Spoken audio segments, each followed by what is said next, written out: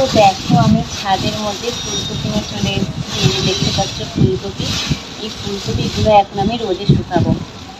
ফুলকপিগুলো রোদে শুকিয়ে রেখে দিচ্ছি, কারণ শীত তো শেষ হয়ে যাচ্ছে, এরপরে আর ফুলকপি পাওয়া যাবে না। তাই আমি কি এই ফুলকপি শুকিয়ে রেখে দেবো, গরমকালেও এই ফুলকপি আমি খেতে পারবো। তো এখন আমি ছোট একটা থালার মধ্যে ফুলকপিটা দিচ্ছি, পরে আমি বড় জায়গায় দেবো।